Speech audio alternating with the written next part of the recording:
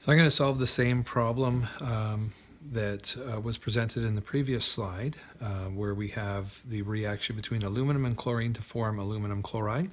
As always, we start with our balanced chemical equation. So 2 moles of aluminum reacts with 3 moles of chlorine to produce 2 moles of aluminum chloride. This is a limiting reagent problem. I can deal with that or recognize that right away. As soon as I'm dealing with different amounts or 2 amounts of reactants and we're trying to solve for how much product is formed, the first thing we have to determine is which of these 2 reactants will run out first and therefore limit the amount of product that is formed.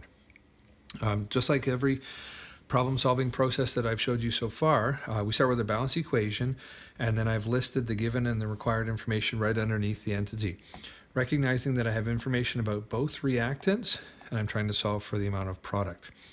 As soon as I have my masses, because the balanced equation deals in terms of moles, I have to do a mass to moles conversion. So I'm going to convert both of these to moles.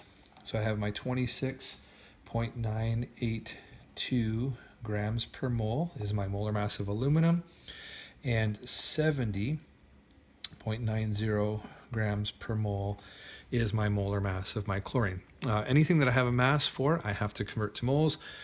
So I've showed you before, these are nicely organized that it's going to be division. The number of moles of aluminum are going to be 4.225038915 moles, carrying all digits. And the chlorine is going to be 2.662341328 moles. Now, as soon as we do this, you're looking at it and you might be saying, well, obviously we have less moles of chlorine, and therefore it has to be the limiting reagent. That's not always the case. We have to also concern ourselves with the proportions in which these react in. They react in 2 moles of aluminum, reacts with 3 moles of chlorine, so we have to deal with that as well. In the previous video that you just watched, I did the have-need type of process. If I have this much aluminum, how much chlorine do I need? And vice versa, if I have this much chlorine, how much aluminum do I need? And you can determine the limiting reagent that way. I'm going to present to you a bit of a shortcut. And sometimes I caution when doing this, because the numbers that we're going to get are just simply used to help determine the limiting reagent. They're not going to be used anywhere else in the calculation, although sometimes they do pop up again. They are not going to be used in any calculation after this.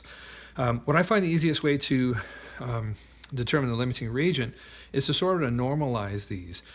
We know that they react in a 2-to-3 ratio, and if I take this value here and divide it by its coefficient and divide this number by its coefficient of that particular chemical, and then just simply calculate that value, it's going to tell us which of these 2 reactants is going to be our limiting reagent by determining which one is the smallest.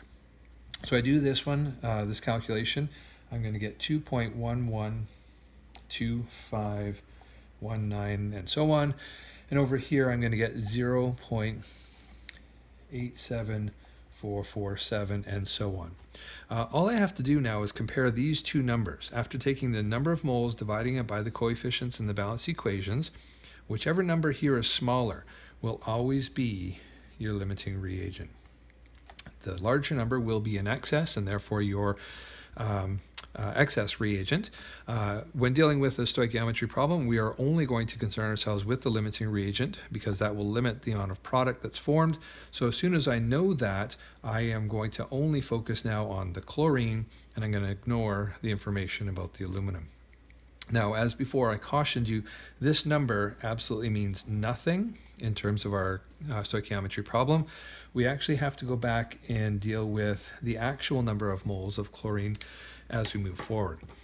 Knowing that chlorine is now our limiting reagent, we can, as before, apply the mole ratio. So we're looking at a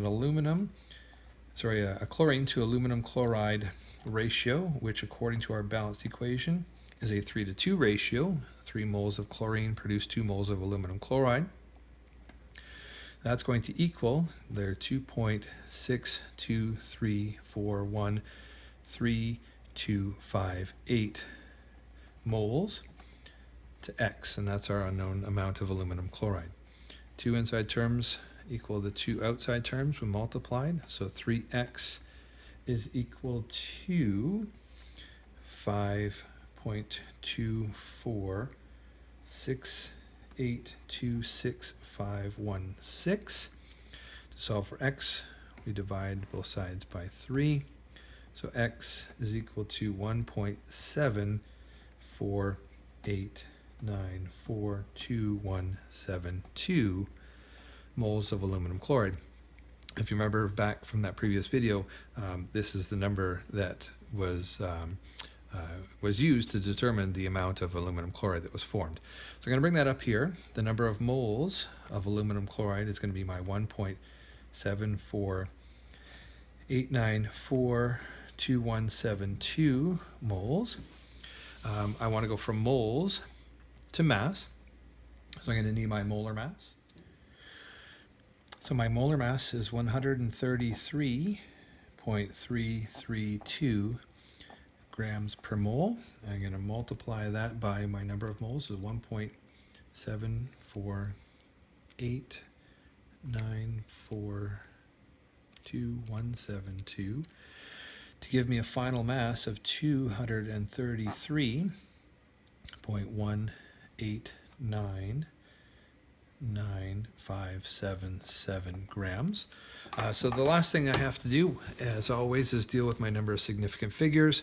I had 3 significant figures here, 3 significant figures here.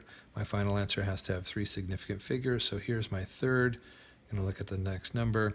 So my final answer is 233 grams of aluminum chloride that's going to be able to form.